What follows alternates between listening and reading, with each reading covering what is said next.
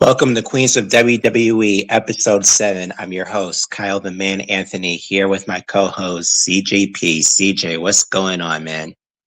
What's going on, brother? What's good, Kyle? Seems like it's been forever since I've seen you. It's been all of about 2 minutes. We just finished up with the SummerSlam prediction show. It went well. I'm looking forward to this episode. We could kind of switch gears into a different element. Queens of WWE has been a massive success so far, so shout out to you for that. I'm glad to be a part of the ride. I do enjoy the women's division a lot, and me and you have a lot to discuss today in regards to everything that's going on in the women's division on Raw and SmackDown. Yeah, and also NXT, so let's get into it. Start over on SmackDown. We had Paige and the Bellas versus the Fatal Influence made official for SummerSlam. And CJ, you were right about this. I was wrong. I'll admit I was wrong. I didn't want to see it, but whatever. It is what it is. Here it is with Nikki Bella coming back, and they made the match official for SummerSlam coming up on Saturday. So, I'd rather see Paige in a different feud at this point. I've been saying that since this woman came back to the company. This is not the spot I wanted her to be in. This wasn't what she was going to do something by herself had Nikki Bella never gotten hurt heading into WrestleMania. But here we are. Good for Fatal Influence. All three of them to get a match at SummerSlam. JC Jane should be in the ladder match, but Paige should be in the ladder match, but we can't. There's some different booking decisions they could have done, but it is what it is. We're gonna get to SummerSlam later on with on the women's side later on, but how do you feel about the return of Nikki Bella, and how do you feel about them making this match official for SummerSlam? And speaking of too, JC Jane before it also mentioned that she wants the US championship. She made that claim last week as well during their segment too. So how do you feel about JC wanting to go after the US championship at some point, and someone else we'll talk about later on, but how do you feel about all of this here? Well, it all starts with the Rhea Ripley trickle effect from the injury, and then waiting too late to figure something out for her for SummerSlam. A lot of plans got messed up. I think JC was originally going. They were teasing it. A lot of people were talking about it online. A JC Rhea match maybe for SummerSlam, and now all of a sudden JC is wanting to go after the US title. So I kind of feel like that's probably better suited since she's just coming up from NXT. And Laney and Fallon, have the tag titles. I knew Nikki was coming back. It was just a matter of when. She had already been cleared. She talked about it on her podcast. It was just bound to happen. Obviously, we'll discuss, who we think is going to win, and when it comes to that. Like I said, this is all just one big trickle effect from the Rhea Ripley injury. I do believe that, we would have seen different matches at SummerSlam. We probably would have gotten Rhea and JC for that women's championship. I don't know if JC would have won, but at least she would have had that big moment on that big stage. But at least she's in the match. I'm happy about that. All three of Fatal Influences in the match. So overall, we've talked about this off camera and stuff, and just the direction that WWE, they just waited too long with Rhea, in my opinion, and I feel like they missed out on some big time caliber matches that hopefully we get to see down the road, because they wanted Rhea Ripley on the card, respectfully so. She's a top 5 seller and everything for WWE. So a lot of it just has to do with the injury, man. And here we are, 6-woman tag at SummerSlam. So Yeah, I mean, like I said, every single week they decided to be selfish with Rhea, and it made every other woman on the show just had to suffer the consequence because they just refuse to have Rhea relinquish the championship and let this woman heal. So they They won't let the women heal properly, and every woman on this show is suffering because of one thing they could have easily do, so everyone else in the women's division will feel it'll go normal like they do with the men. I don't know why. Anyway, not gonna go back down that rabbit hole. Been saying this for weeks, so it is what it is. I am happy though that JC did say that she has an aspiration to go after a singles championship. So there's some positive things into that. We could say, so at least she mentioned something involving a singles championship, even though we were both like for it to be the women's championship. But JC and Tiffany is a fresher. I mean, we've seen it before, but not actually in the feud. So if it ends up happening, it may end up being good. So I'm looking forward to it if that is going to be the direction. Speaking of Tiffany, we had Tiffany and Blake Monroe backstage. They love to have Blake Monroe backstage. They refuse to have her in front of the crowd. I have no idea why. Blake also wants a chance at the U.S. Championship, but how can she if she's just doing backstage segments every single week and never showing up in the ring anymore? Besides if they were in London. I again, man, I love the direction. I said this before when doing the vignettes with Blake Monroe, with them saying, she wants to go after Tiffany and Charlotte, all these people. I was like, okay, cool. But these backstage segments or video package, that I hope it may not happen because Tiffany's in a ladder match, so I may have to wait till next week. But I would love to see Tiffany and Blake in the ring. Maybe Blake comes out to confront Tiffany after whatever they do on Friday with the women, whatever they're gonna do there. Not really sure, but I kind of want some type of segment in the ring between Tiffany and Blake so that it can be in the ring. But realistically, it may end up happening again backstage, like they love to do. But yeah, but I am happy that Blake did confront Tiffany, and this is the direction going forward, because the whole thing that Blake did with Candice was kind of I want to say a waste, but just not really necessary. I guess it was kind of a waste if you really think about it, because they had no direction with Blake and Candice. Clearly, I don't know why she attacked her again. Just again, a random attack for no reason. If they plan on doing Tiffany and Blake, this should have been the first thing that they should have had a face off in the very beginning.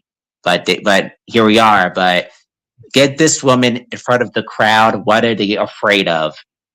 What do you think, CJ? Oh man, this is one big mess, Kyle.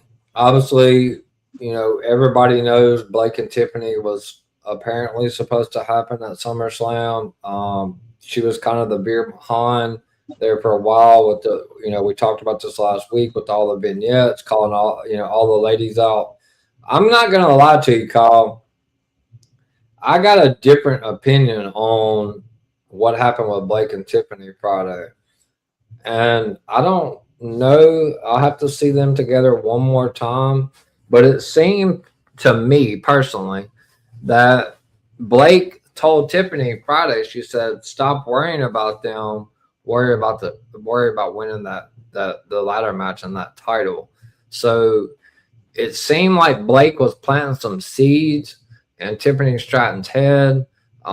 Maybe no, I don't think so. I think she said she was pointing to the U.S. Championship itself. She said make sure to keep that title. She was pointing to the U.S. title. I don't think she mentioned the women's championship at all. She was specifically talking about the U.S. championship itself. I don't think she was talking about the women's championship. Maybe so, but if she wasn't, and she was talking about the, I would have to go back and watch the segment. I thought she said something about the ladder match, to worry about that, what she's going to do in that ladder match. I do not want them to get away from this. That would be absolutely just terrible. But if she was looking at the U.S. title, then maybe we're still on par. That's good. But the thing is like Blake Monroe was a megastar in AEW. I don't think she was used properly in NXT, in my personal opinion. But they got to get her out in front of the crowd and see the reactions and stuff, because a lot of TKO's decisions that they make are based off crowd reactions at the end of the day.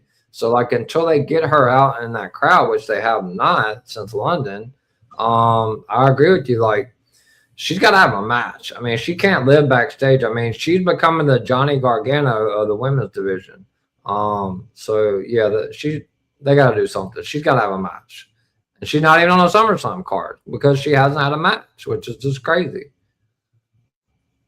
Yeah, it's their own fault to put on vignettes every single week, and then she shows up, and then she still isn't in a credible feud. We all thought she was going to have a match with Julia. That didn't happen. We thought she was going to have a match with Keanu James. That didn't happen. What was the point of her attacking those two women after? Like, what was the point of that? And Julia's in a qualifying match on Friday. And what's that? Okay. So frustrating. It is frustrating because it's so simple what they could have done with this woman. I don't know why. She spent all this time wanting to be in WWE. I watched her on YouTube before she ever decided to become a wrestler. And I've seen her saying that I saw her on YouTube in vlogs going to WrestleMania 34 in New Orleans. I remember seeing her saying that she's training and she wants to be a wrestler, all this stuff. She had aspired to be in WWE. She gets there finally. She wins the North American Championship on NXT. Then they call her up on SmackDown and they done vignettes after vignettes. Call her up in London. Have her attack Julia. Then backstage segments. Ugh. What are we doing, man? Like, get this woman in front of the crowd. Because if you don't do that, people are not going to care. And so, establish her character. If she's going to be a heel, let her run as a heel. Let her just have her interact with the crowd, have her cut a promo in the ring, and get her in matches. Let her start winning matches, and then she can have an opportunity for Tiffany at some point later down the line. If that, in the fall or whatever. Do that instead of backstage segments constantly. Your final thoughts? Yeah, I mean, at the end of the day, you're right. I mean, she got to get out in front of the crowd. At the end of the day, like this business is sports entertainment. So there's an old saying, like if you're not seen on TV, like they're gonna kind of forget about you. And it's gonna be kind of hard for them to forget about her when all they do is see her backstage. I mean, for me personally, I don't see, besides she's not planking on a crate, like Johnny Gargano, but she's not doing too much different than what him and Candice LeRae are doing backstage. I mean, she even attacked her and Kiana James, which are both heels. So they got to get her in front of a TV. Even if they just put her on the mic, they have to get her in front of on a live mic. They should have followed up when she attacked Julia. We should have got a Blake versus Julia match on SmackDown. At the end of the day, like TKO is not going to really know what they have until they get her out there in front of the crowd, and that's just what it is. They got to do better, way better. Yeah, I agree. She's way too talented to just live backstage. Get her in the ring, have her feud with Tiffany Stratton, and let's get that going. So hopefully, come out of SummerSlam, that's what they'll do. Let's get into Chelsea Green advancing to the ladder match for SummerSlam this Sunday. I mean, look, I personally wish this was Kiana James. Honestly, I think that would have been, even though Kiana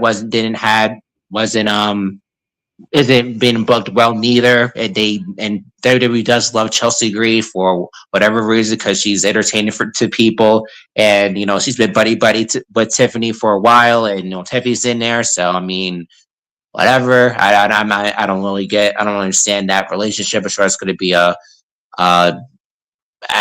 I can't imagine that lasting very long. Honestly, I mean, Tiffany does not need to have a hype girl or be part or being forced to be in a tag team. I think it's beneath her.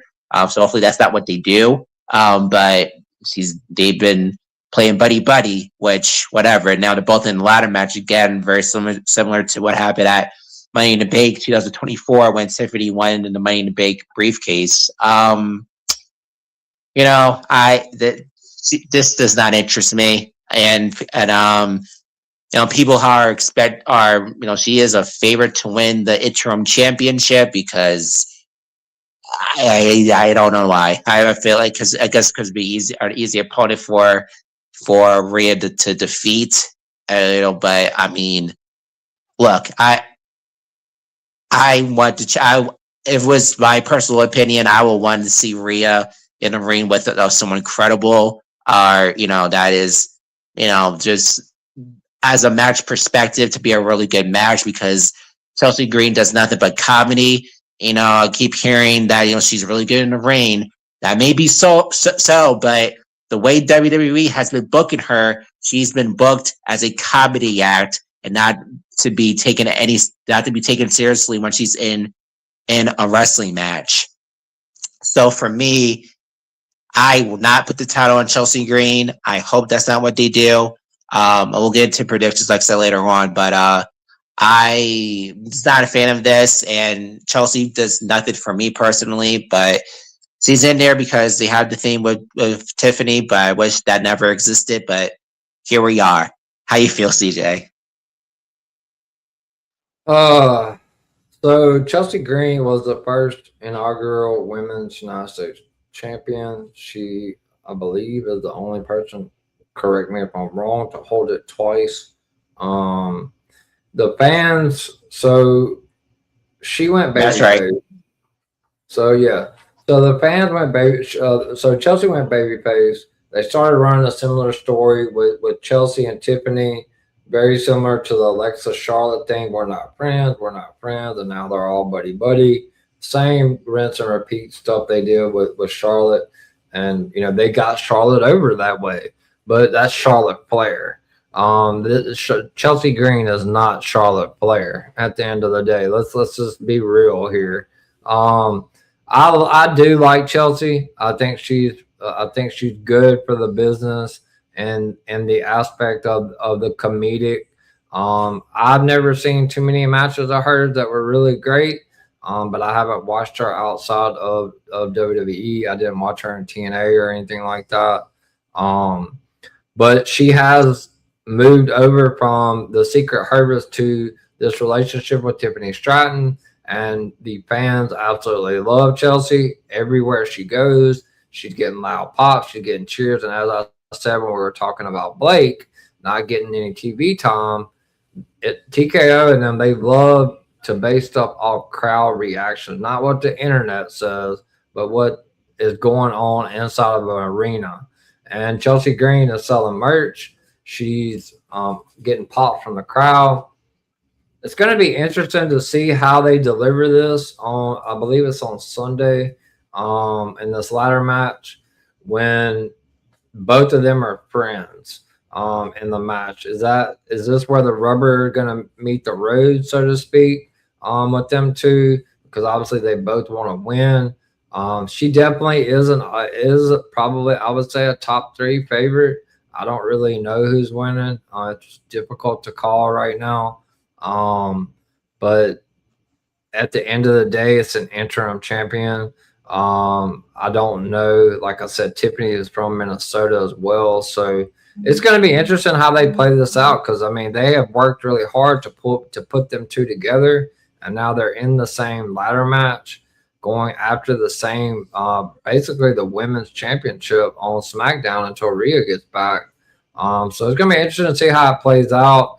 But I would not be surprised, Kyle, if they put that title on Chelsea Green. Yeah, well, look, like I said, at the end of the day, it is a interim championship. It's like, what do they want? Do they want to have someone who Rhea can beat easily and just have her just continue on with her reign and do what they were originally going to do, which was, I have no idea what at this point, but or can they just take a chance and just have a competitive match with Rhea and someone else, whether that's Tiffany, whether that's Jade again, God forbid, or Charlotte. It's like I rather see a competitive match than a comedic match that will last for 5 seconds. We see too much of short matches on TV as it is with the women. So I'd rather see like a longer match and a good build, couple of like mini story, or how long it's going to last until they get to the match between Rhea and Tiffany, or Jade, or Charlotte, whoever wins that ladder match, to have that just to have like a longer, credible, interesting feud to build to their match whenever it happens, whether it happens on SmackDown or in the next show in September, or Sunday night's main event, on September or whatever. So that's what I would do. But yeah, I don't know. Final thoughts of that? I mean, at the end of the day, they made this ladder match, and obviously, it sucked. Alexa's not in it. She's injured a little bit. Yeah. Injured enough to not be able to compete in the match. But they're putting these buddies together. That this is the part I don't understand about creative and WWE and Triple H and them is, you work so hard to turn Chelsea babyface and to become friends and run the same Charlexa angle with Tiffany and Chelsea, but then you put them in the same ladder match. So it's going to be interesting to see. They're not, obviously they might help each other for a little while, but when push comes to shove, like, they both want to win. They will win for themselves. Yeah, Chelsea has not been the even if it's an interim, she hasn't won the big one, the world championship. So it's going to be interesting to see how creative maps that out in that ladder match. Obviously, I think Jade and Charlotte are going to kind of be going after each other the entire time. So yeah, I don't know. It's going to be interesting to see. Maybe Chelsea climbs on top of Tiffany's head. Who knows, man? At this point, what TKO and WWE Creative may do, but I am interested to see the dynamics of how they're going to have this play out with them now. They're really friends at the end of the day now, having to compete in the same match for that interim championship. So. Yeah, we shall see. Next, we had Charlotte versus Nia Jax. And Jay came out and attacked Charlotte for the DQ, take revenge for what Charlotte did the previous week, and Nia just got screwed. And it's very weird to me that they are protecting Nia Jax. She's not getting pinned, and she's getting screwed for no fault of her own, because Nia and Jade can't. I'm sorry, Jade and Charlotte cannot get their hands off each other, and it's costing Nia matches to qualify for the ladder match. That it's not her fault. You saw her attack Charlotte and let her see her lay and all this stuff, and but it's like, why are they doing this with Nia? Why are they protecting Nia really for no reason, in my opinion? Now she's gonna have another. And now she's not even going to have a rematch next. This Friday. It's going to be Lash Legend in a match with Julia this Friday. So So first of all, you're just thoughts now that for Charlotte now in the match with Jade, which is really because Jade got her in the match, and next is that what are they doing with Nia? Why they are having Lash in a qualifying match next week, and she's not getting a chance because her getting screwed over? So Jade and Charlotte was supposed to be the match anyway. Obviously, again, this is a trickle effect of Rhea Ripley's injury. The Jade Nia match wasn't a match. It was less than a minute, maybe 2 at the most.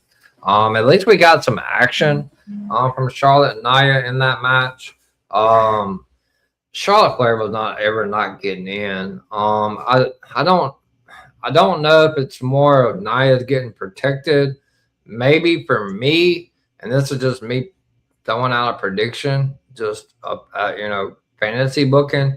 Maybe it's because Lash is going to qualify. Maybe they didn't want Nia and Lash to have to go against each other. They are, like, in my opinion, the most dominant tag team in the women's division right now. Even with Fallon and Laney being the champ, they're still the most dominant. So why have both of them in that ladder match? Because I do believe Lash Legend is going to be the one to qualify, because they're going to push her. I mean, they're just not a big fan of Julia for some reason. I don't know what she did, but I think Lash qualifies, and I think maybe if Lash doesn't qualify and Julia does, maybe Nia comes out there and attacks Jade. It's a ladder match. There is no disqualification. Maybe Nia comes out there and attacks Charlotte and Jade. Maybe they're setting something up with them three. I have no idea. The creative is all in shambles since Rhea got hurt. I just don't think if it's I don't look at it as an overprotection of Nia. I just don't think they really wanted her in the ladder match, to be honest with you. I would be surprised if Lash isn't the person that goes in there. And maybe Nia's out there at ringside with her, and Nia attacks Charlotte and Jade for costing her to not get in the match. And then, boom, here we go. I think that could be, that, in my opinion, I think that possibly could be where they're going with it. I don't know. It's so hard to predict what the trickle effect from this injury. So Yeah, I mean it's just weird because they're making Nia as a sympathetic character, which I don't think that was ever the plan. So again, Rhea's injury has changed a lot in the women's division on SmackDown, and it's amazing how one person can change the entire division based off not being there. I mean, we've seen that so many times, even with the men. We're not going to get into that, but we all know what I'm talking about.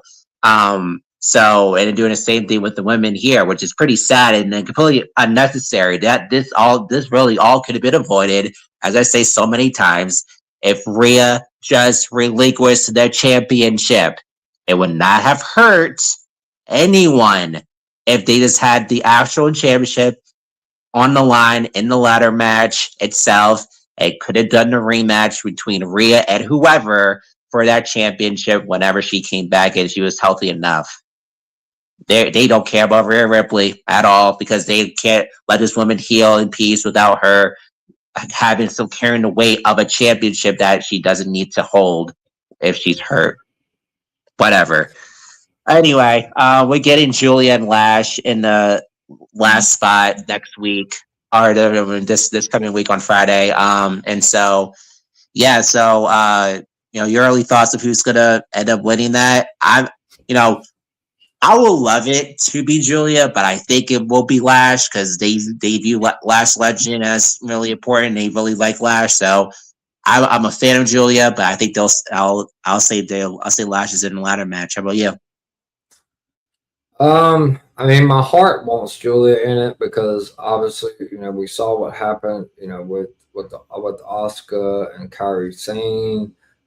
Julia is, ever since they split her from Kiana James and turned her back babyface, like, what are they really doing with her? I feel like she's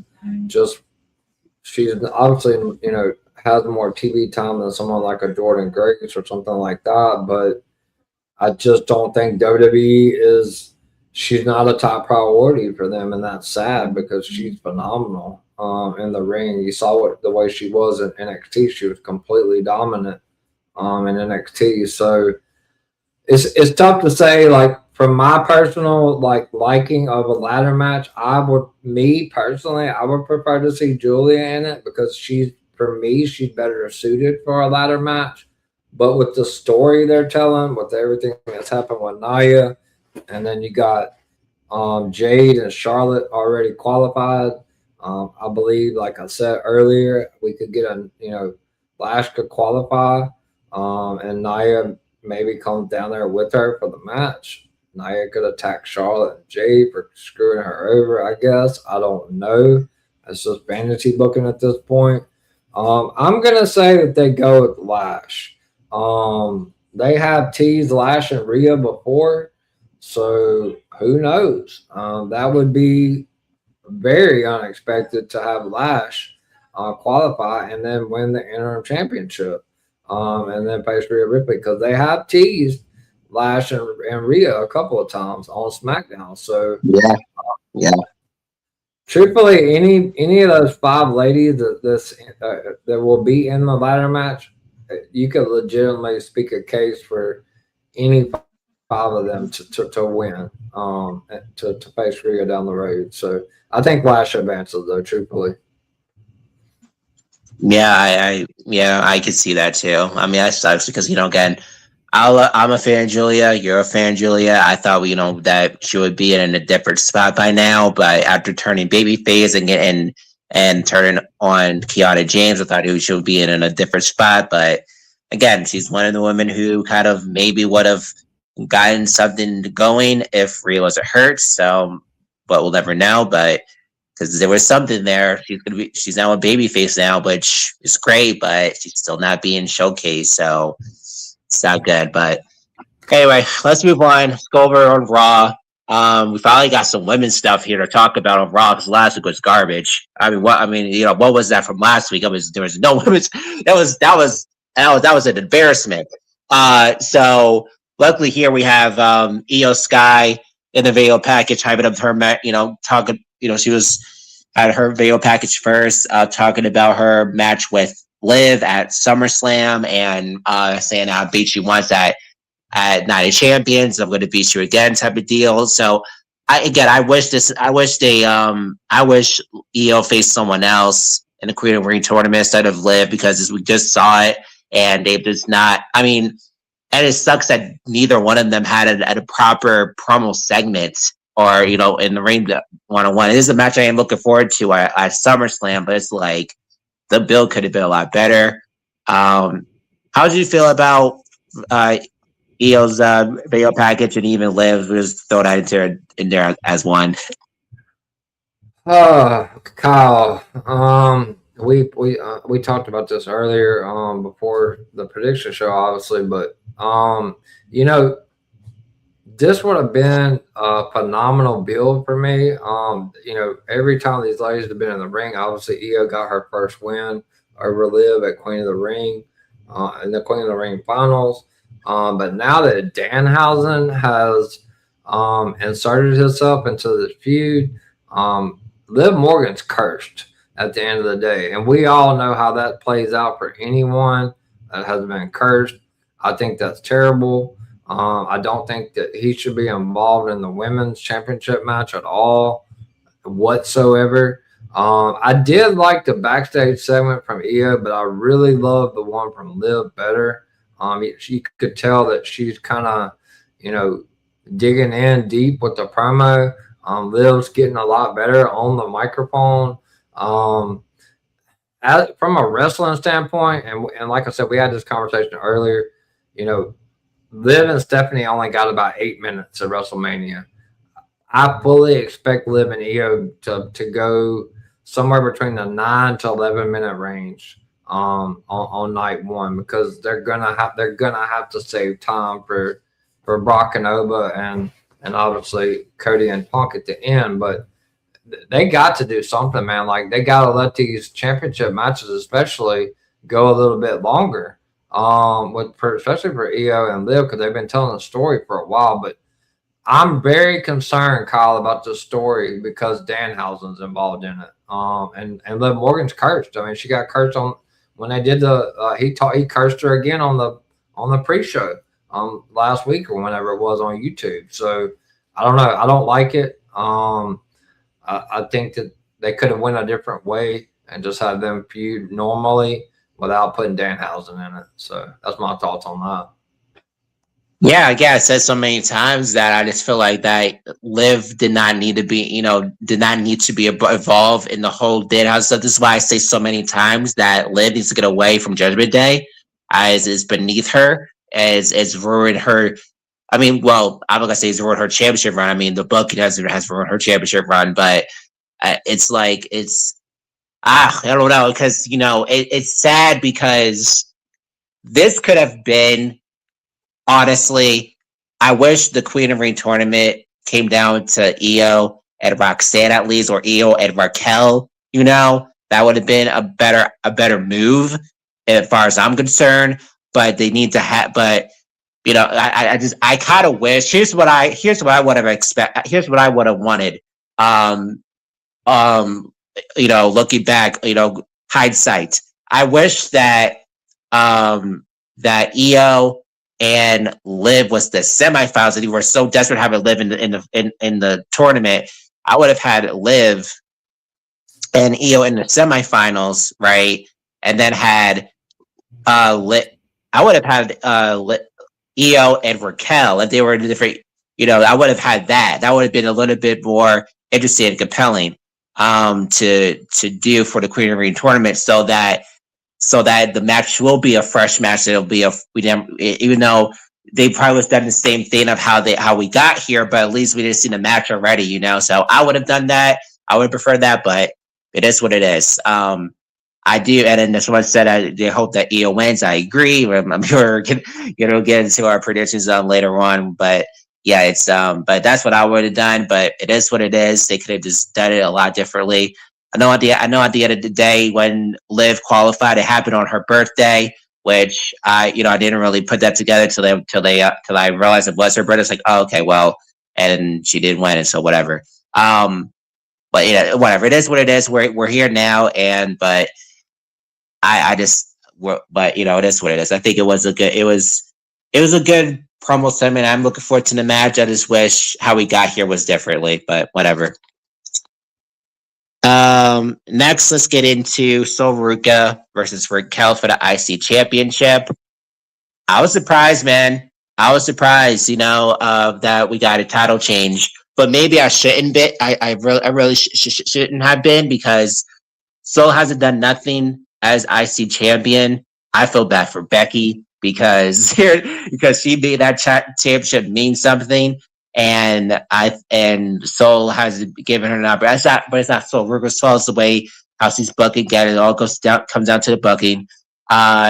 It's they choose not to have her cut promos at all. They did a video package, but this is only one time, and they don't really have her in a major feud.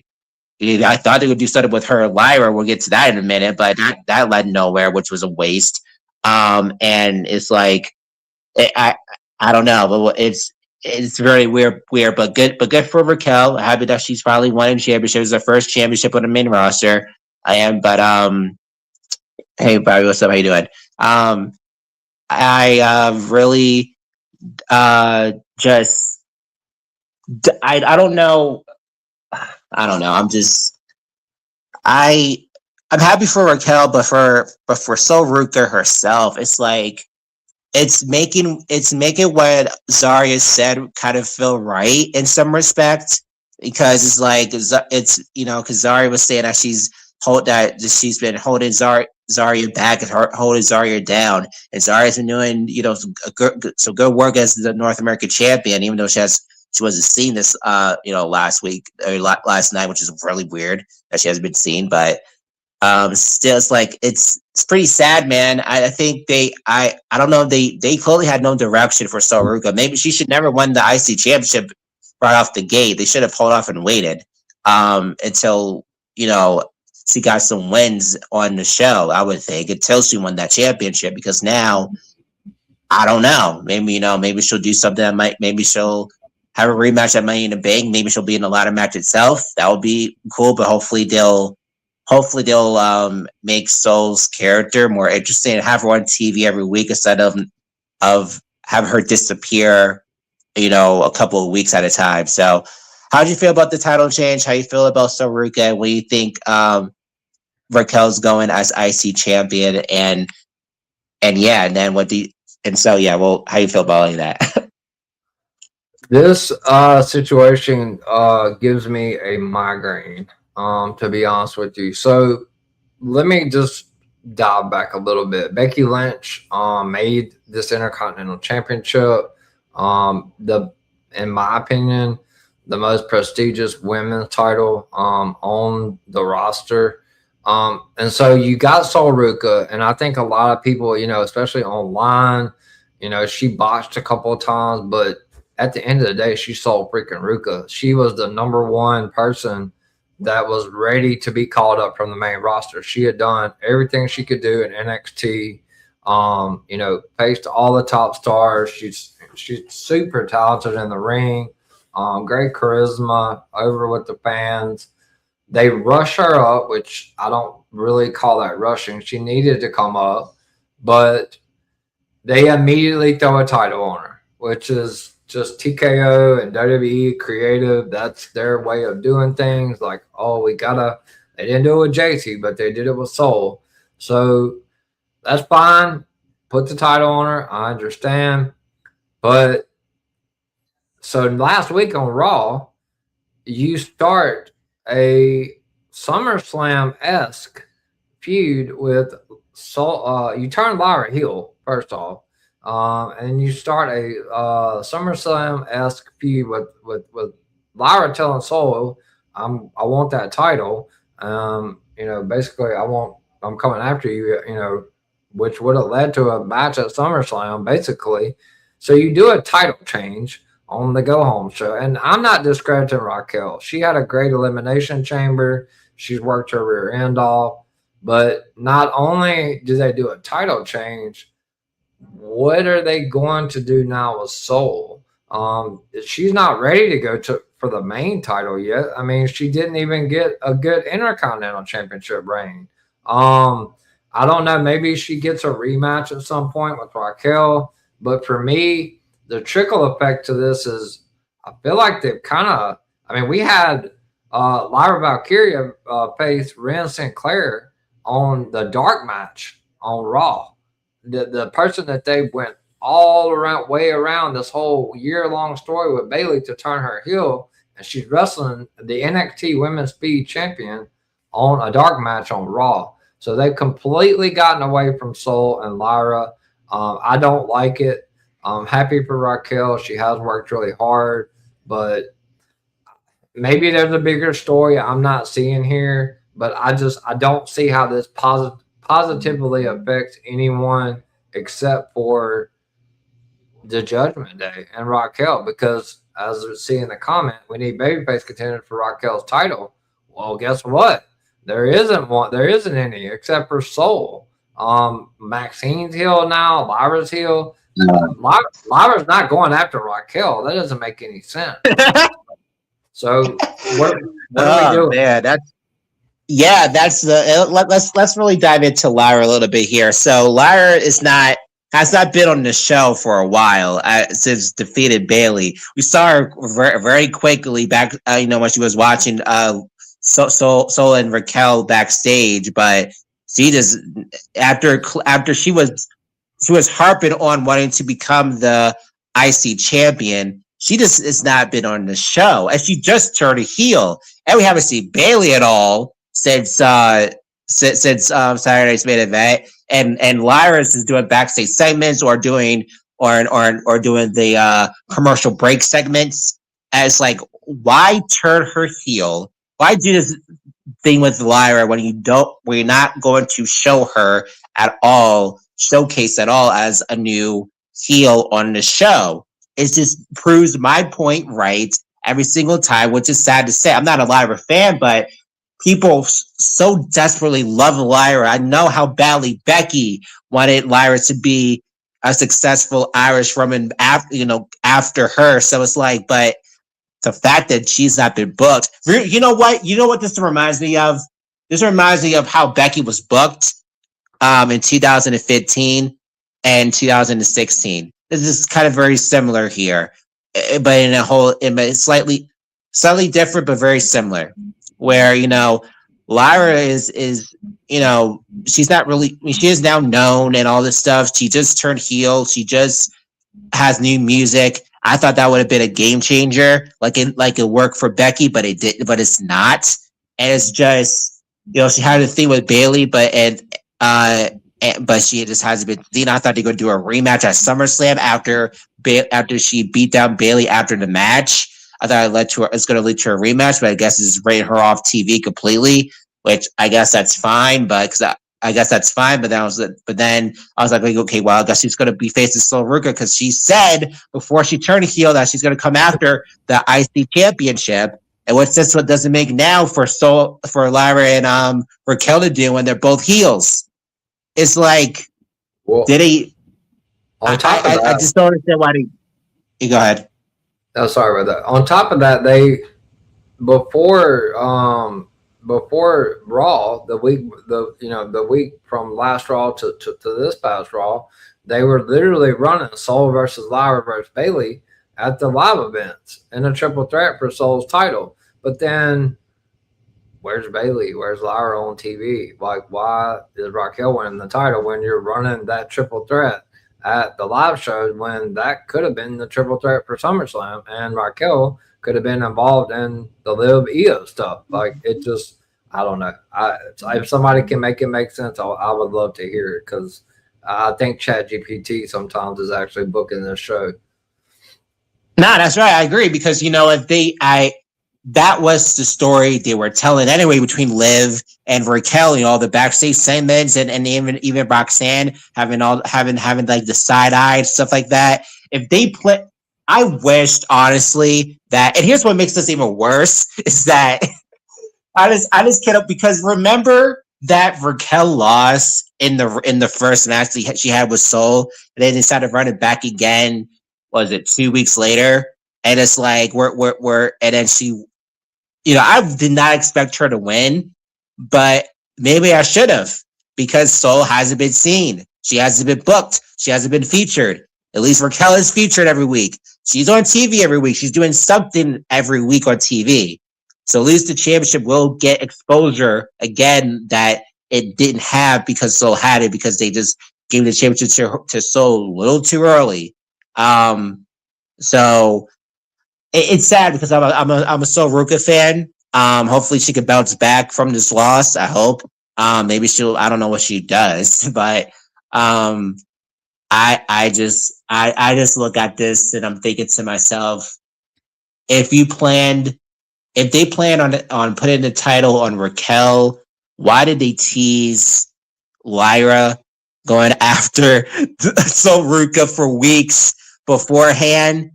If they didn't originally plan on doing that, you turn her heel for what reason? At this point, what is she going to go after? She can't go after Liv. She's also a heel. It's like, are you going to wait till Io was the champ? What is? Oh my god, man! I just don't understand. Maybe just get her over on SmackDown.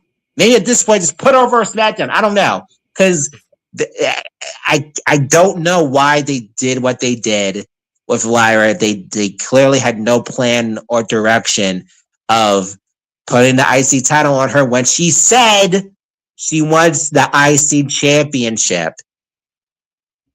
What was the point of that? I don't know.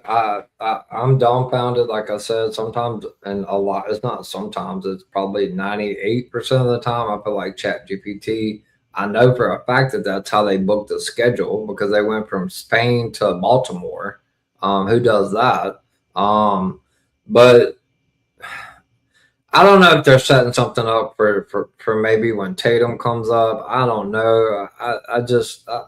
It doesn't make a lot of sense. I mean, yeah, that would be a great feud with Lyra and Tatum, but Tatum don't have a championship. Like, I don't know. It's not that I hate Raquel because I think Raquel's phenomenal, but she's really turned over new leaves since she listened to Kevin Nash and all that. But it's just the booking and the way they did it right before SummerSlam, and they're running the triple threat with Sol, but Bayley and Lyra at the live events the week before SummerSlam, which normally that means they're going to be doing something with them three at the PLE, and then she drops the title on a Raw. Like, I don't know, make it make sense because at this point, Sol, I feel like is going to be lost in the sauce. And Lyra's heel turn for me means absolutely nothing at this point. Yeah, I feel bad, man, for Lyra, man. I'm not a fan of her, but people who are have to be looking at this to be like, you bring her up from NXT. You had her team with Becky.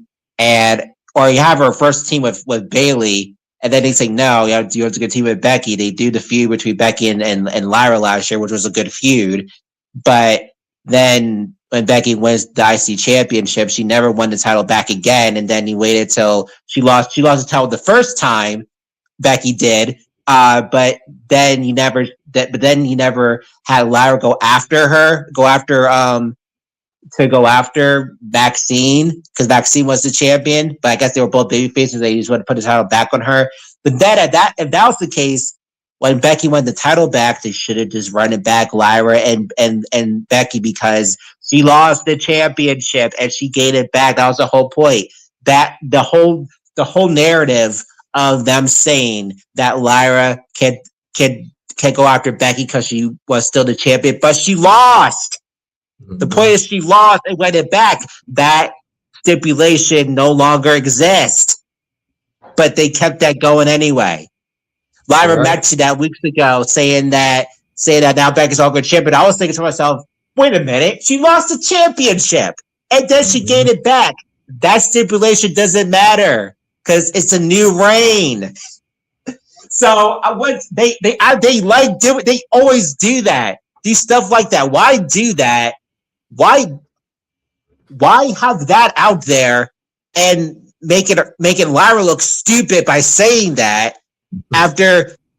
And it's like, and now all of a sudden, and that, if she just went over to Adam Pearce saying that, I really wish she went over to Adam Pearce and said that, Becky lost the IC championship. That stipulation doesn't matter anymore because she lost it. She gained it back, so that stipulation is over with. I want a rematch, but she chose not to, and she decided to team with Bailey. What a waste, because they never won the tag team titles anyway. So all of that made no sense, man. At the end of the day, WWE is the world's worst at doing this, like they did with Blake when she had the backstage segment with Chelsea, and then they're like, "Oh, coming soon." They literally start a storyline or a program or a vignette or anything, and you're right. Like the Becky title reign ended and she won it back. So like that clause was specifically designed for that initial title reign, not the second one. They want you to forget all that stuff. They think that the fans have selective amnesia, like to where they just they think that we forget stuff that they said or did 2 or 3 months ago. But the people like us and the content creators and the people that are, talking about these shows on a weekly basis, we don't forget that kind of stuff. So WWE, it makes them look really dumb because they think that, they'll forget about that. Well, they'll forget that Blake was backstage with Chelsea. They're surely they won't remember that. Well, surely we do, WWE. Get it together.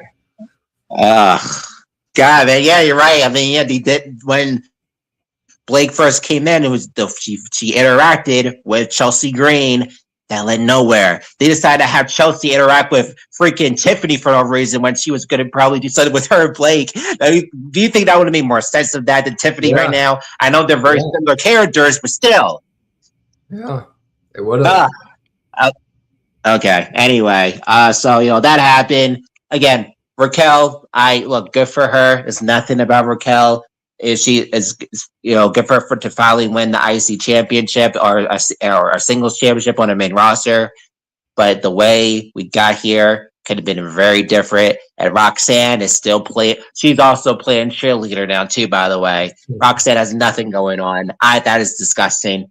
She's either losing or not being, or she's on TV every week, but she's not the featured wrestler at all. It's all about Liv and Raquel, which I love Liv. I think Raquel's doing a good job too, but why is Roxanne still part of Judgment Day? I never wanted her on Judgment Day in the first place. I said this so many times. I think that was unnecessary. And had Liv never gotten hurt, I think it would have been a temporary thing and Roxanne would be doing something else right now. So it comes out to that, man. Roxanne again doing nothing. What is happening? Best women on a team. Don't have a title. Yeah, for sure. She is. She's really good in the ring. She's good on the mic.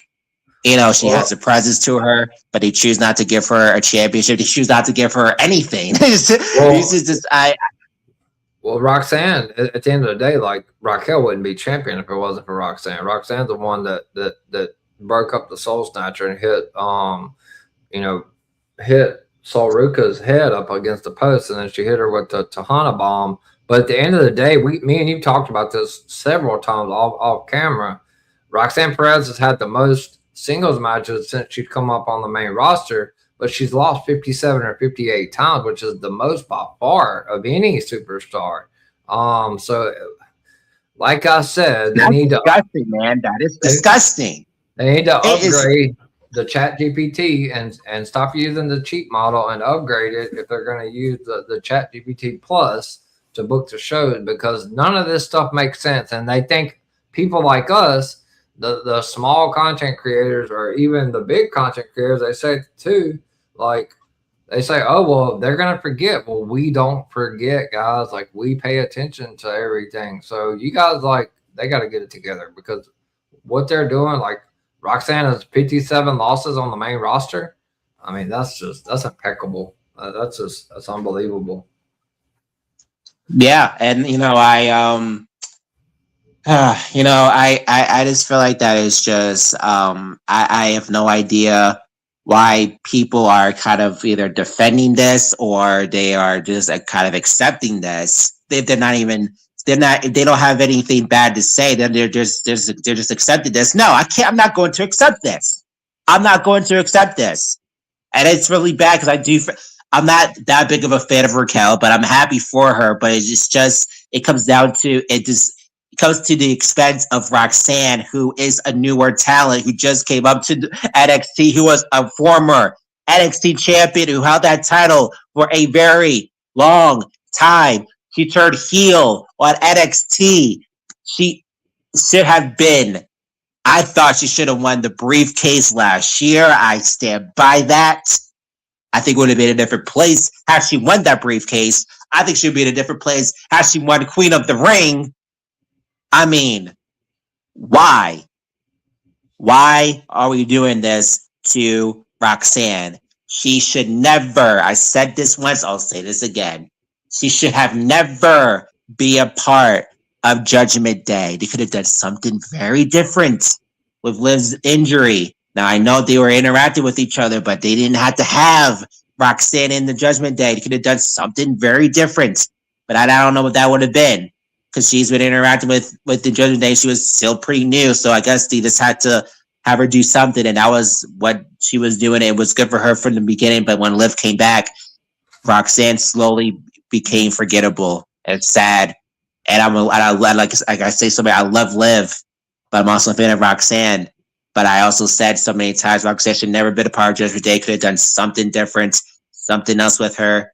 She could have been in an IC title picture like beforehand. Well, probably not, because Becky was champion by then. But still, I'm just saying she could have done something different. What that would have been, I don't know. Had a couple of matches with Lyra at the time, a couple of matches with Io even, but they choose not to. I don't know. That was just a cruel mistake. They're just doing terrible stuff with Roxanne, and that's a shame. Okay. So that was Raw. So now let's get into our predictions for SummerSlam this weekend on the women's side. So we kind of already talked about this on the CJ show, but we're going to talk about it here on the women's side itself exclusively. So we have let's say everything. So on Saturday, we have Liv Morgan and Io Sky for the Women's World Championship.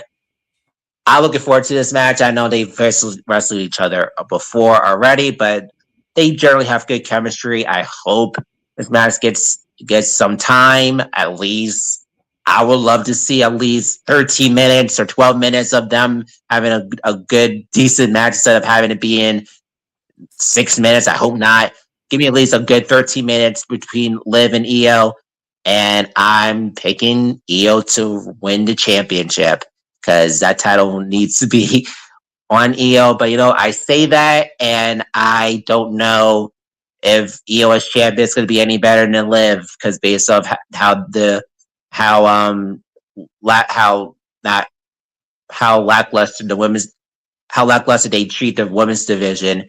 Is Io going to be any better as women's champion than Liv? Probably not, but I'm still picking Io anyway. So who are you picking? This is a tough one. If Danhausen wasn't involved in this and there wasn't a curse, then I would probably say Liv retains. I do think Stephanie Bakura shows up, whether it's during the match or after the match. Probably during the match, truthfully, to maybe help Io even the score. She's cursed. Liv Morgan is cursed. They are running rampant roughshot in WWE with the Danhausen curse. Liv Morgan is not leaving Minnesota with that title.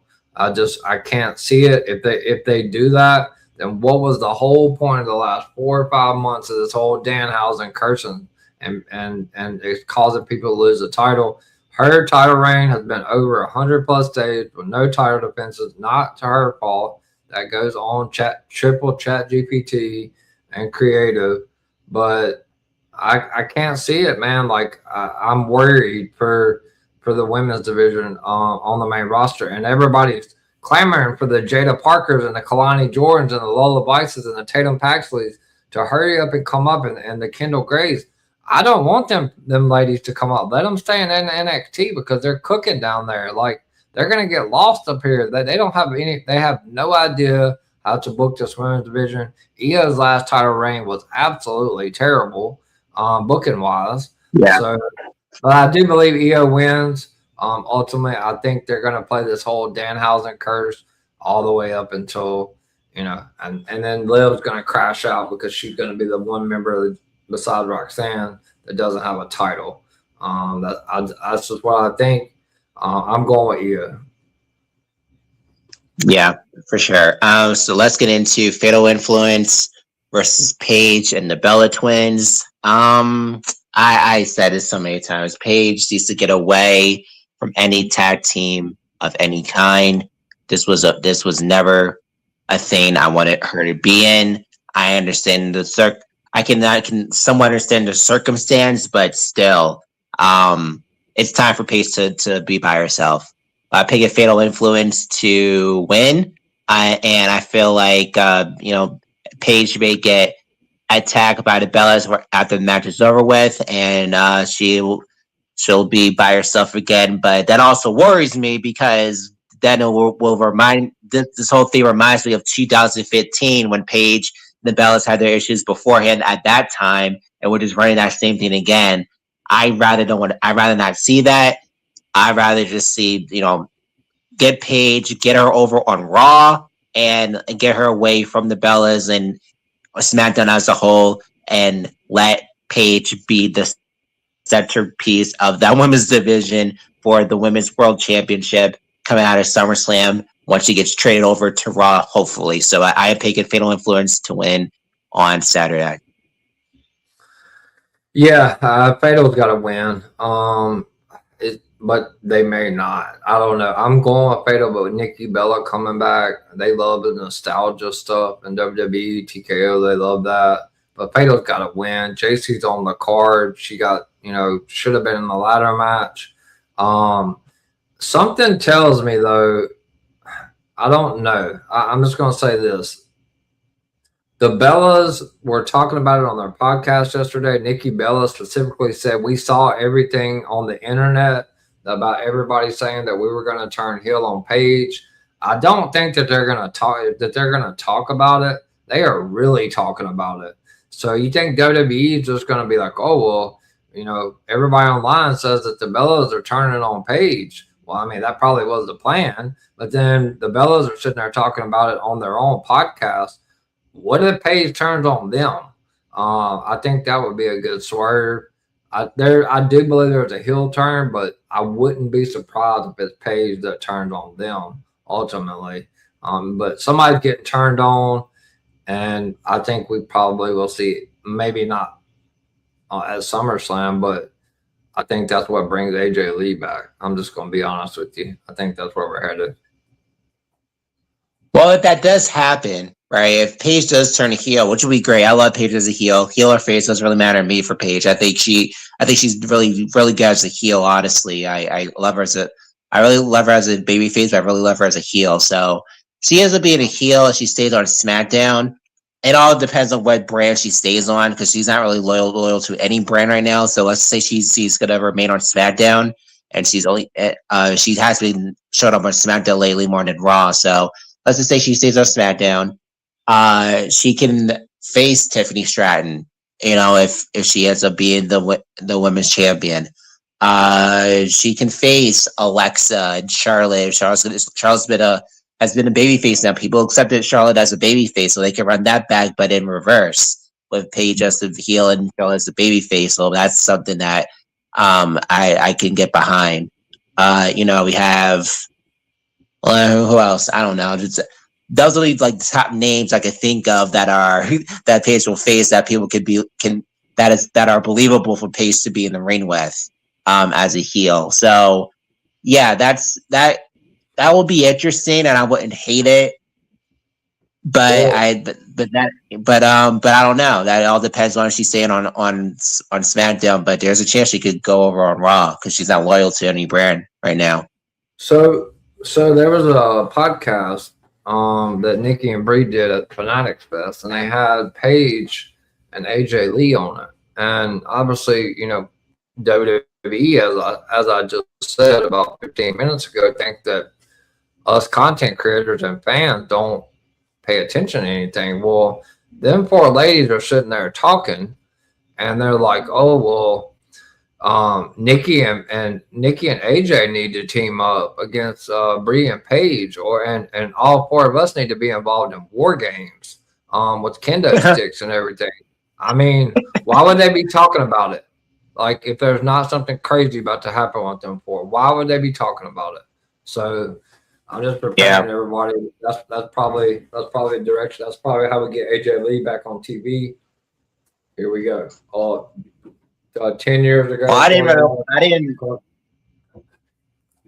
Well, I didn't watch it. I didn't see. I mean, I saw a little bit of it. I didn't watch full of that. So that's the plan. That look, I would love to see Paige in the War Games. That should be cool to see. I think Paige in the Cage is great. I think because I've never seen that before. So, but yeah, I don't know. I just the Bellas in a case like that. That does not excite me. It's like it's either with the Bellas or Nia in a cage, please no. But I mean, whatever. Um, if we'll see that as it happens. It's still pretty early. The War Games not until November, my birthday month, but we gotta wait till we get closer to what the War Games matches are going to be for whenever they tease it. But with Money in the Bank happening very late than usual, with it being in October, it's just all very late with these shows lately. So I always like to focus on one pay-per-view at a time, and so right now is SummerSlam, and then we can move on after. We'll talk about everything new next week. So, but yeah, but it could happen though. But I have to wait and see what happens there. And the last women's match that's happening is the ladder match for the interim women's championship. Again, we said this so many times about this interim stuff. It's garbage. It should have been for the vacant women's championship, but we can't be beggars. We can't be choosers. I mean, we can beg, but we can't be choosers. But we have Tiffany Stratton, Charlotte Flair, Jade Cargill, Chelsea Green, Julia, or Lash Legend for the interim women's championship ladder match. Now, I said this weeks ago. I called this for it to be a ladder match for the vacant women's championship. So yeah, I'm happy I got that right. I never get stuff right when it comes to me predicting something. So I had to pat myself on the back for that because I called it a ladder match. But yeah. So for me, because it is they specifically said interim, and just really thinking about this. And because they say interim and Rhea's going to come back soon, all this stuff they're going to do a rematch between Rhea and whoever ends up being the champion. I want a great wrestling match instead of a comedy match. So personally, and a match too that is believable that people can see Rhea in the ring with, that can end up having a competitive match and not a match that will last for 2 seconds. So I will love it to be Tiffany Stratton because that's a match and a feud we never seen before. It could be Charlotte, but we're kind of seen that. Jade, we've been there, done that. Chelsea, no, thank you. That's just that doesn't excite me. Lash or Julia. This had meant nothing for the longest time. It would be a good match. She's not credible. Lash legend. That doesn't interest me neither. Tiffany's the only person that interests me, and I would get behind in that feud between Tiffany and Rhea. So I'm picking Tiffany ultimately to be a double champion coming out of SummerSlam. How about you? It's a tough, man. It really is. Tiffany isn't defending the U.S. title in her hometown. I just have a hard time feeling that they're not gonna do something big for her there. It's like I told you before, but when we talked earlier today, it's really difficult to make a prediction on this match without knowing who the fifth lady is, whether it's going to be Lash or Julie. Which, if it's Julie, I don't think she's winning at all. But if it's Lash, on the other hand, possibility, because then you get Lash as a heel versus Rhea instead of a babyface Tiffany versus a babyface Rhea. So I'm just gonna pretend like I don't know who the fifth person is. I don't know, man. I'm gonna say I want Tiffany to win, but I really think I told you this on the phone earlier. Don't be surprised if it's not Chelsea Green. I can't decide between the two, but I'm gonna say Tiffany because it's her hometown. But I would not be shocked if it wasn't Chelsea Green. Yeah, I mean that is possible. Chelsea isn't for me, but I know that a lot of people like her, and and it is an interim championship, so it's not going to be. I can understand that they want to put a championship on someone that is not that is presented as a weak character on the show, and Chelsea is that. So I won't be surprised if Chelsea wins it, but I'd be completely very bored with her as a champion. Well, when SmackDown isn't a good show as it is, so I'd rather have a champion that I will be compelled to watch every week instead of being like, type of deal every single week personally. But we'll see. I don't know, but I'm picking Tiffany. CJ's picking Chelsea, so we'll see. Watch what we both want if Charlotte wins. Charlotte may win and get 15. She did just do an interview saying she wants to win 15. She wants to start some sort of royalty faction, and she also wants to have some sort of storyline romance. I love Charlotte. You know that. I'm not opposed to Charlotte winning, but what I am opposed to is Charlotte winning the title and then just immediately throwing Charlotte and Rhea back together when that was a WrestleMania main event-esque match the last time they wrestled. So that needs to be on a big stage. You're not going to have no Charlotte and Rhea on no SmackDown. I can't see Charlotte. I just can't see it just because she's Charlotte Flair at the end of the day, and I just don't think she's going to be like, oh, well, I'll just hold the title for a month and keep it warm for Rhea. Like, I don't know. I think it's going to be Chelsea. It's the easiest out for WWE. Rhea can just dominate her, get her title back. I don't know. Truthfully, like I said before, any of the 5 ladies that's going to be in there could truthfully win because for me, this is the most unpredictable match at SummerSlam. And that's what fans want. They don't, and that's what I want because, like I said, both of them, and I know this isn't a men's show, but both of the men's main events are super predictable. Like, I mean, I don't have to. You could not have a brand and watch the show for a week and say, okay, well, these guys are winning. I mean, that's the problem with WWE is there's not enough unpredictability, and this match is the true definition for me of unpredictability because we don't know who's going to win. It could be any of them. Right. And that's what makes it fun when you really don't know, when you think you know, but you don't fully know, aren't really. So, that's a good thing. So, it'll give me anxiety if Chelsea wins, but whatever. But that's the point. I don't want to be like, oh, I know that this person's going to win anyway. It's going to be a good match right now, but I know the outcome, or I expect this to be the outcome type of deal. But so I like when it's unpredictable and I don't know, and it gets me kind of nervous and anxious of the person I don't want to win with, as type of thing. I like that type of feeling. So, we'll see. Let's get into NXT finally here. So we had Izzy Day versus Lizzie Rain. Like again, I every time they're in the ring together, it's so similar with these names. Oh my god, I love Izzy Dame. I really do. I've becoming more of a fan of her. It was like like a slow build of me being a fan of Izzy Dame. From her teaming with Tina Paxley and their match together for the North American Championship, and her reign as her. I think after the Tatum feud, I've been really seeing Izzy in a different light, and I've been liking her getting away from Ty Dillinger a little bit, and then being annoyed by that. Actually, that's now done with. Actually, I need her to get rid of that other guy and just have her just be by herself, because only I've been slowly.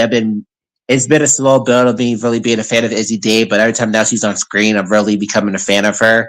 And I really like this match. I forgot. I didn't write down who won. Who won this match? Was it what was it? Lizzie? Lizzie Rain won. Yeah. Mm-hmm. Okay, so yeah, and Lizzie Rain, she does nothing for me. She does this punk rock thing, which I'm into rock music, but I'm not into that. I'm saying that I can't get behind that at all. It's just that whatever she's doing is it for me. I just like what Izzy's doing in particular. And I want to see more of her character. I thought her stuff backstage, we'll get into that in a minute, but that was really was good there, but we'll get to that later. But yeah, I like the match. I like that. I mean, it's like that Izzy lost and Lizzie won, but whatever, it is what it is. They had to build up, Lizzie Rain. She's not for me, but she is getting over by the fans. So it is what it is. But how you feel about this match? So first off, I want to say that when these two wrestle, WWE, if you guys cannot do that many more times, when I'm trying to recap the show, it's a total tongue twister for me because I'm like, Izzy hit Lizzie and then Lizzie hit Izzy. So it's like sometimes I say the wrong name because they're so dang similar. But I do agree with you. Izzy Dame's character has it's just flourished. She's just way better. She had a great match with Lola Vice on NXT for the women's championship. Everybody's wanting her to hurry up and get up to the main roster. No, she needs to stay down. Maybe she can challenge Kendall. That's a good challenger for Kendall at some point. Izzy's phenomenal. She needs to break away from the rest of the other guy with the Cullen needs to just break up. That's all of them. That's awful. That's just an awful faction. Lizzie Rain, not really my cup of tea. I like the rock star, but the only rock star that matters is JC freaking Jane. And Lizzie Rain, don't come close to JC Jane. But the fans love her. She's getting a push from NXT. It's not about what I like or what this Johnny Blow down the road likes. It's about what the crowd likes. I'm not in the crowd every night. The crowd loves her. She's getting pushed. She won the match. It was a pretty good match. And she's eating KFC chicken in the back with Emily Agard afterwards. So obviously, I don't think we're going to see the last of Lizzie Rain and probably Zarya. I believe that's going to be a match in the future again for the NXT Women's North American Championship. But Izzy the bright star. She's going to be great on the main roster when she's ready. Don't rush these ladies up. We've seen what happened with Soul. We've seen what happened with JT. Like, let them stay down. Right. So, yeah. Yeah, I agree. No, I agree. You know, I think they need to protect Izzy and Kendall, and well, I don't know about Lola. I think Lola's trying to come up soon, but that's fine. But especially when it comes to Kendall and Lizzie and Kalani, keep them down there for a good while. It's no rush. It's still pretty young, especially Kendall and Kalani. Keep both of them down there for a while, please. Thank you. Mm-hmm. Yeah, so that happened. So then we there wasn't that many women's matches, but there was a lot of women's segments. So we have Zarya and Ren for next week. For that's going to happen, and if Ren wins, Ren gets a North American Championship opportunity. Now, you know, I don't like this type of deep thing where you have to beat the champion in order to get a championship match. You know, I've heard this from other people before that they don't like that type of thing. I agree. I think they could have had a more contendership.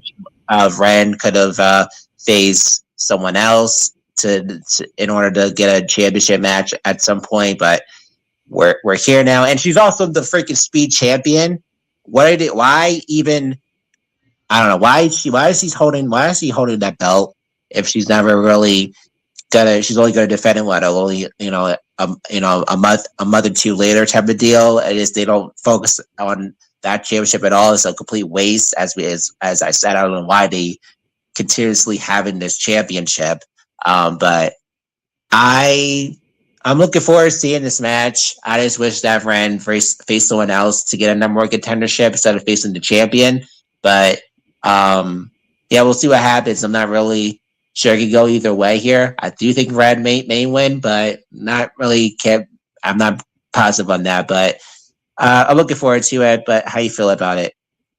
So this match is actually a double type match, just like Miles Bourne just had, where he had to defend his NXT North American Championship against Cam Hendricks in order for him and Tavion to get that tag title match against Vanity Project. Ren Sinclair's Speed Championship's on the line. So it's very intriguing to me, and I put it in my chat last night, is who's the last female in NXT to hold the Women's NXT North American Championship and the Women's NXT Speed Championship? That would be Ding Ding Sol Ruca. So they are literally doing the same exact thing with Zarya as they did with Sol Ruca. They're pushing Zarya to the moon. I would not be surprised, Kyle, because you can't have Zarya lose clean to Ren Sinclair. I would not be surprised if after next Tuesday that Zarya is not walking around with the Women's NXT North American Championship and the Women's NXT Speed Championship, because I missed this. So I missed this somehow. So I thought it was just for the North American Championship. So you tell me it's also for the Speed Championship too? If it's so it's for both?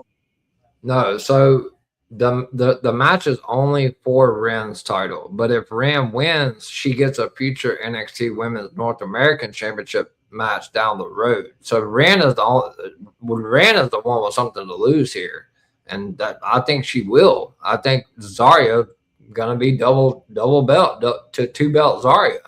Ruca's the last one to do it. So there we go. Wow. Okay. So that's wow. Okay. Yeah. For some reason I missed that. I thought it was just gonna be a reg. Okay. So wow. Yeah. I don't know. At the end of the day, though, the Speed Championship should not even exist. It's just unnecessary. The whole point of it is for freaking 5-minute matches. Why? I don't know, but. And I think it's also sad that they're treating Zarya very similar to Soul. Why? Can she be her own person and do her own thing instead of repeating what they do with Sol Ruca because she really wanted to be the North American champion? Well, she is. But be a different champion. Don't be similar to Sol Ruca. If you wanted to get it away from her, you had that freaking last woman standing match, and it was Sol's last match. You decided to pretend to save her. You pushed her off the freaking off the ledge hit her head to have a freaking concussion, and yet you don't, and yet you want to be exactly like her. I just think that is so that's just dumb, man. And no wonder why people don't care about you, care about Soul, because you're copying Soruka in every little detail, but you don't want to be like Soruka, but you're acting like Soruka.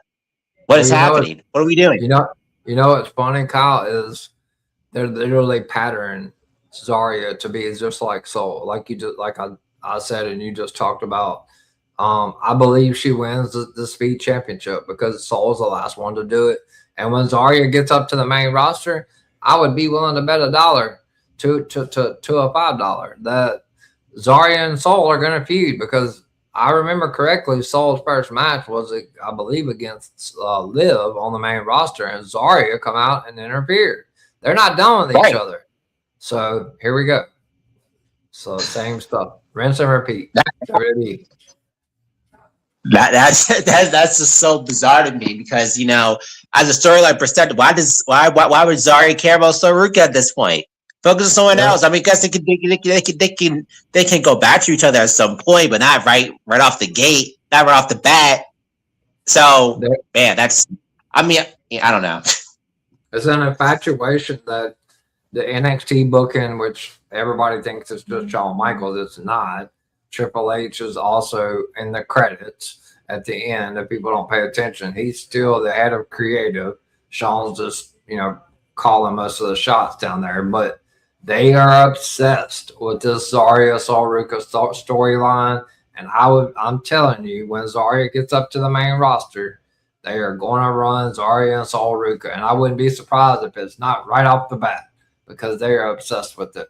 So there's that. Man, I mean, yeah. Which it's not even a bad, because I really like their match, dude. Their feud. So it's not like it lasted for a long time when So was down there, and them being together and all that stuff. It lasted like from last year to now, so it lasted for a good long time. Hopefully, they won't do that again. And only be fully a couple months, not for that carrying the entire year. But maybe it will. Who knows? But I did enjoy the feud, though, but it just took forever for them to actually do the feud. So, yeah. So if Rand does beat her and retain, then she will obtain a future Women's NXT North American Championship match, which I can't see her winning, because ultimately, like we talked about a couple of weeks ago, not now, but on down the road, Rand's probably going to get jealous, and we're going to get it. Happens. WWE always does this. We're eventually going to get Ren turn on Kendall and get a Ren and Kendall match. So I don't know. I think we get 2-belt Zarya on Tuesday. I honestly do, and that's just me talking as a fan. I really think that they're going to follow in Soruka's footsteps with Zarya. So yeah, I mean, which is sad. Like I said, but whatever, they want to be. Zarya wants to be Soruka, clearly, so she can't be her own person, but whatever, even though she says she wants to, she clearly doesn't. That was a lie. But anyway, we'll see. But yeah, I can see that happening, but we'll see what happens next week, and we'll talk about it next week for sure. So we had the video package between Kendall Gray and Lola Vice heading into their match next week for their underground match for a North American Championship.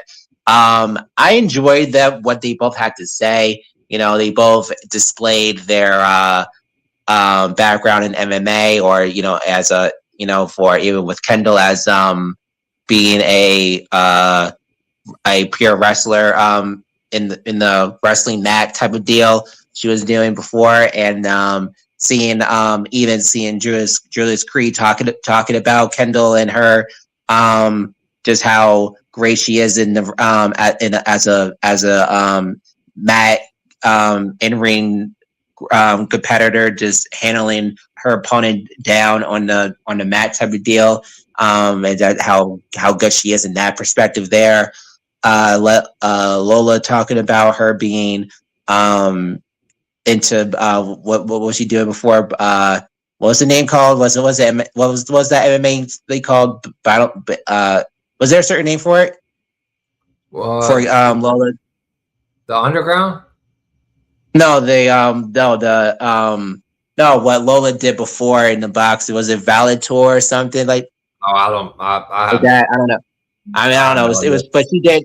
but she did some type of background in boxing before she came to WWE itself. So they both had that similar background, and they are doing the underground match next week. Lola is undefeated in the underground. Every time they've had her involved, I think this is her final match. Kendall's not going to lose that championship. I remember last week. Was it last week? I think it was last week when Kendall said, "I'll have you in the underground," and Lola said, "I saw an undefeated underground." I was thinking to myself, "Yeah, but you don't belong on NXT anymore." And Kendall's not losing that championship anytime soon. So, it's gonna end up being Lola's in the UFC. Oh, okay, that's what it was. Okay, thanks, Miami. Yeah, that's what it was. So again, Lola has been undefeated. That's going to end. I think Kendall's going to retain, and Lola's going to go over to SmackDown, as we've been saying for weeks at this point. Nothing left for Lola to do. She's done all she could do, and it's just it's just time for her to move on. I think SmackDown desperately needs Lola Vice on the show, so I say have Kendall retain and have Kendall have, as we said, a long run for be as women's champion all the way up to probably sit and deliver next year. So, how you feel about the video package or the hype for the match next week? I love it. Lola Vice is a great storyteller. At the end of the day, people can say, "Oh, she's just out there dancing and all that." She's not. She's a great storyteller in the ring. She's phenomenal. Like Miami said, she has a UFC MMA background. Kendall, this is a perfect scenario because Kendall is not the favorite in this match. She has no MMA background. She's just a mat technician, a grappler. She's one of the best in-ring technicians in the women's division. That's what she was, right? I got something like that. Besides EO, maybe I would put them like 1-2, maybe and on the WWE side. So it's a perfect build. I love that Julius Creed was involved. I didn't know that him and Kendall were that close. But yeah, I mean, Kendall's going into this as an underdog. But like I said on the prediction show, when the announcers, when they keep talking about someone being undefeated, that's because that's about to end. Kendall Gray is going on a generational title reign. I could possibly see it going to Stand and Deliver. It's going to be a long one. She's going to go through all the challengers. There's plenty for her to do. Lola, there's nothing else for her to do on NXT. This is one of those situations where, when I said earlier, let's not rush her up. Well, this is a situation where she's done everything she can do on that roster. She can come straight into the women's division on SmackDown and be involved in the mid-card title. Obviously, she's dating Damian Priest, so she's gonna have connections back there anyway. So Kendall retains. It doesn't take a rocket scientist to figure it out. Lola's gonna suffer her first loss in the underground, and then within a week or two, we see Lola on SmackDown. That's just how it is. Lola's 100% going to SmackDown within the next 2 to 3 weeks. Yeah, I can definitely see it too. Coming out of SummerSlam, whether it's the first SmackDown after or a couple of weeks after, I agree. I see Lola on SmackDown, and it needs to happen. It's deserved to happen. SmackDown desperately needs her. So a new face on that brand won't hurt at all. Something new to talk about when we talk about SmackDown itself. So. Yeah, I'm looking forward to the match now. It should be good. I mean, it's the type of match where it's like you have to get the person to force for them to submit or get knocked out. So, it should be good. Looking forward to seeing how it goes. Last thing here is that we had Lizzie, Kehlani, Kendall, and Ren Falcon on doing a backstage segment when they were, I believe it was Kalani that she was watching the video package between Lola and Kendall. I believe that's what it was, and Kalani was being so annoyed because, remember, Kalani has felt like she's gotten screwed. She's pretty much the Sami Zayn in NXT. I didn't really put that together, but I guess that is the case for Kalani Jordan, which is pretty sad because Kalani's great. I really I didn't put that together till now. I really didn't think about that till now, honestly. But she kind of is. And then you had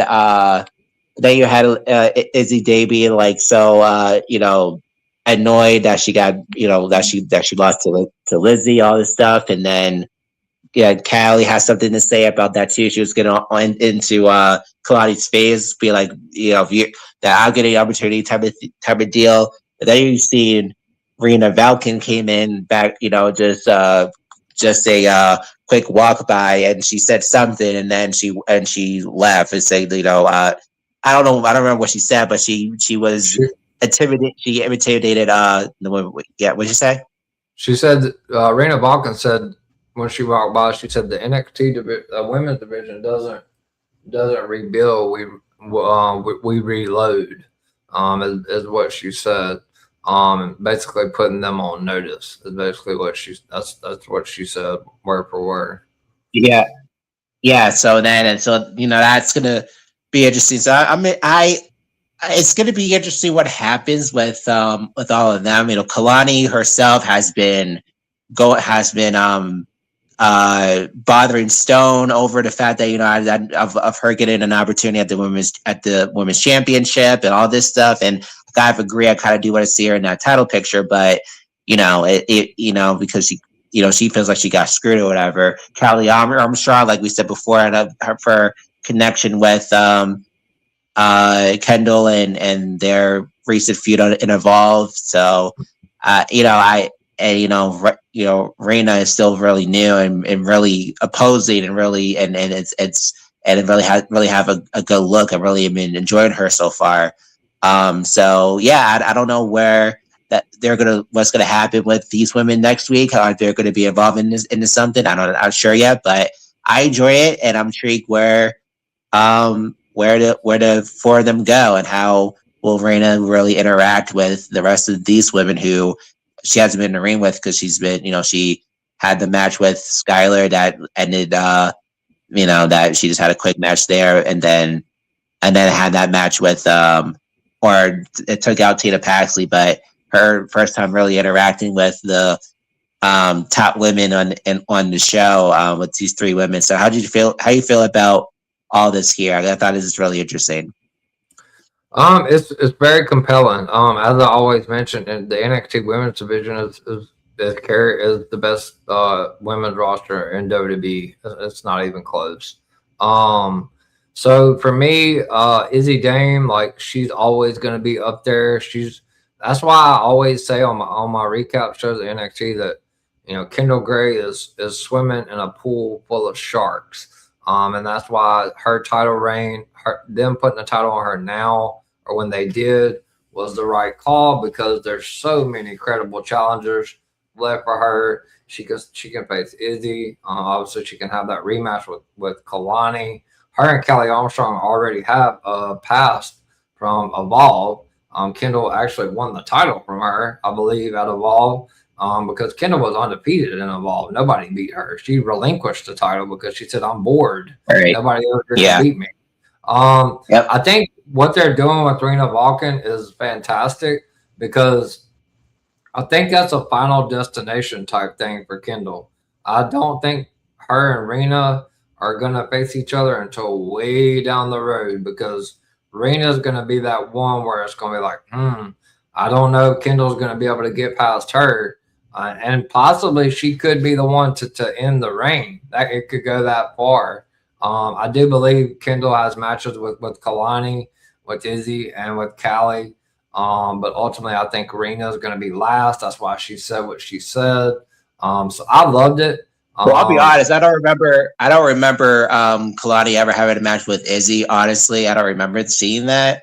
Maybe I'm mistaken, but I don't remember ever seeing Izzy and Kendall before. I don't think so. I don't think Izzy and Kendall has not happened. So, like I said, that's it may be a 1-by-1 thing. Callie, they've had a couple of matches on Evolve. Callie's not beating Kendall right now. I'm not saying Callie's not going to ever be an NXT champion because she will when the time comes. But the ultimate final destination is Kendall Gray and Rena Valkin. I said that since she appeared. You know, I can't see her going after Zarya. They're both heels. I think that's where the rubber meets the road, basically, for Kendall. Rena's just gonna mow everybody down, and it's gonna be like the David versus Goliath type thing with Kendall and Rena, and I'm all for it because everything that you know that Rena's doing right now is great, and everything that Kendall and Kalani and Izzy and the whole women's division. I mean, even the stuff that with with Carmen and Nikita and obviously Tia and Jada next week. I mean, it's just the whole women's division is just great all around. Right. Yeah. Right. So, so what's happening next week? I didn't write it down for next week for the women's division. What's happening for women's matches next week for next year? You know. So the women's matches next week is Kendall versus Lola. Then we're going to see Thea Hill and Jada Parker versus Carmen Petrovic and Nikita Lyons, which what I predicted a couple of weeks ago is ultimately going to lead to Thea and Jada Parker, and then the other girl that was with Nikita and Carmen and Natty, the girl that got hurt. I think that this is going to ultimately end up Layla Diggs. Yeah. I don't know why I don't know her name. She's been on several thongs for LFG, but Layla Diggs, I think she wanted to get Jada over there with them. So it's ultimately going to lead to a 6-woman tag at some point when she comes back from her injury. But that's the match next week. It's Carmen and Nikita against Thea and Jada Parker. And then you got the underground match for next week as well. So definitely a good show next week. I'm looking forward to it. So. Yeah, for sure. And a good show here. CJ, tell anyone where they can find you. All right, so you guys can find me on YouTube. First and foremost, you can go to that little search bar on YouTube and type in at the EVP show. Hit that like and subscribe button. This video, this stream is also on YouTube as well and on my X page. So we're streaming it on several different platforms because this is a pretty awesome show. So I told Kyle, I said, hey, let's stream to some more platforms so we can get this out there. You can find me on X at EVPCJP, Instagram, same handle, EVPCJP, TikTok at Brady the Goat 21. Basically, you can find me every night, basically on YouTube. Tomorrow, I'm doing a Big Brother season 28, week 3 recap show, and then Friday I'll be back for SmackDown. Saturday and Sunday, I will be recapping night 1 and night 2 of SummerSlam. So a big shout out to DWE, Miami, Final Boss Baby, Greg, Reg, After a Slam, Smoke Sessions, and Sports Shutout Network, everyone affiliated with DWE. And shout out to Kyle. We just did 2 hour and 45-minute back-to-back shows. So that's 3.5 hours of content. Hopefully everybody enjoyed the prediction show as well as this show tonight. So look forward to SummerSlam this weekend and seeing you guys back next Wednesday, because this will be the only stream that I will be doing next Wednesday. So I'm thoroughly looking forward to that. So yeah, for sure. And you can find me on X at Kyle Rochelle 96. Instagram, save the Kyle Rochelle 96 there if you want to follow me there. And yeah, everyone, thanks for coming on. We'll see everyone here next week for Queens of WWE. See ya.